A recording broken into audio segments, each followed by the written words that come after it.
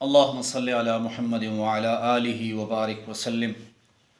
لاکھوں کروڑوں درود و سلام امام الانبیاء شافع محشر محمد مصطفیٰ احمد مجتبیٰ صلی اللہ علیہ وسلم اور ان کی آل طیبین طاہرین پر۔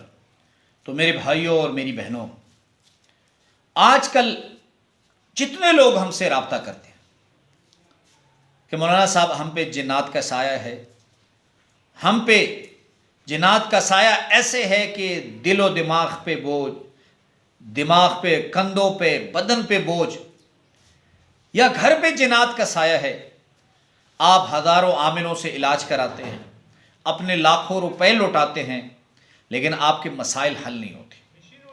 آج کی جو میری ویڈیو بنانے کا مقصد ہے کہ آپ ان عاملوں سے، آپ ان جنات سے بچیں گے کیسے؟ ایک ہے ملوث ہونے کے بعد آپ پہ جنات کے اثرات ہو جائیں، اس کے بعد آپ پہ علاج کراتے ہیں، لیکن آپ کو میں وہ بتانے جا رہا ہوں کہ آپ جنات کے اثرات سے بچیں گے کیسے کہ جنات کا سایہ آپ پہ نہ آئے۔ تو یاد رکھیں، سب سے پہلی بات یہ ہے کہ مرد یا عورت جب کپڑے اتارے تو اگر اس کو کوئی اور دعا نہیں آتی تو اعوذ باللہ من الشیطان الرجیم پڑھ لیں۔ میاں بیوی ہم بستری کے لیے تیاری کر رہے ہیں، کپڑے اتار رہے ہیں، کوئی اور دعا نہیں آتی تو اعوذ باللہ من الشیطان الرجیم پڑھ لیں۔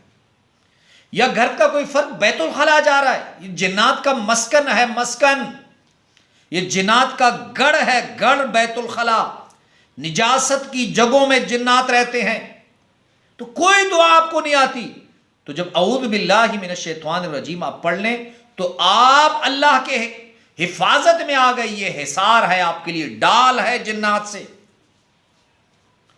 دوسری بات، جب بھی آپ پیشاب کرتے ہیں تو خدا را یہ چونٹیوں کے جو سوراخ ہوتے ہیں ان میں پیشاب نہ کیا کریں۔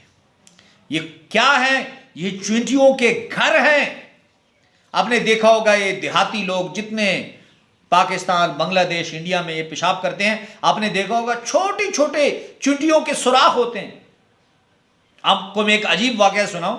ہمارے علاقے میں ایک شخص کے گھر میں چونٹیوں کے سوراخ تھے، تو بڑا تنگ تھا ان سے، تو ایک دن اس نے مشین لگائی اور پائپ لا کر اس چونٹیوں کے سوراخ میں رکھ دیا۔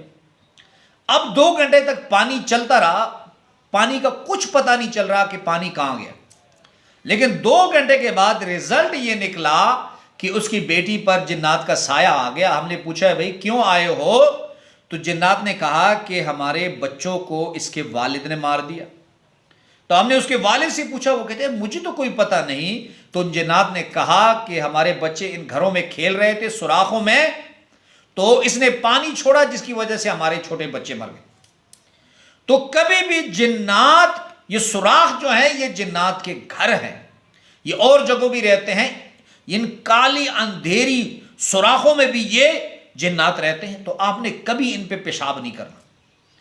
دوسرا، یہ گوشت کے جو ٹکڑے ہوتے ہیں، ہڈیاں جو ہوتی ہیں، حضور نبی کریم صلی اللہ علیہ وسلم کی حدیث مبارکہ ہے کہ اس پہ اللہ رب العزت دوبارہ انہیں خوراک لگا کر دیتے ہیں، ہڈیاں یہ جنات کی خوراک ہیں۔ تو آپ نے کبھی بھی یاد رکھیں، ہڈی سے نہ استنجا کرنا ہے، نہ اس کے اوپر پیشاب کرنا ہے۔ اور تیسرا یہ کہ گوبر، یہ بھی جنات کی خوراک ہے، آپ نے گوبر کے اوپر پیشاب نہیں کرنا۔ آپ یاد رکھیں کہ اگر آپ ہڈی کے اوپر، سوراخ کے اندر گوبر یا لت کے اوپر پیشاب کریں گے تو یہ ان کے خوراک کے اوپر پیشاب کرنا ہے، اور جو شخص کسی کی خوراک پہ پیشاب کرے، جیسے کھانا کہیں رکھا ہوا ہے اور آپ اس پہ پیشاب کر دیں تو مخالف شخص کی آپ سے دشمنی ہو جائے گی۔ تو آپ اگر جنات کو دشمن بنانا چاہتے ہیں تو جنات کی چونٹیوں کے سوراخ میں پیشاب کریں، آپ ہڈیوں پہ پیشاب کریں، آپ جو ہے وہ گوبر وغیرہ پہ پیشاب کریں۔ اگر آپ ان کی دشمنی سے بچنا چاہتے ہیں تو آپ ان جگہوں پہ پیشاب نہ کریں۔ اور پانچویں جگہ، جہاں کہیں درخت کا سایہ ہے، یاد رکھیں درخت کے سائے کے نیچے آپ نے پیشاب نہیں کرنا۔ جو یہ چند ضروری گزارشات ہیں، بہت فائدے والی ہے، لوگوں تک اس کو پہنچائیں تاکہ اللہ رب العزت ہم سب کی اور آپ کی حفاظت فرمائے۔ اللہ ہم سب کا حامی و ناصر ہو۔ وآخر دعوانا ان الحمدللہ رب العالمین۔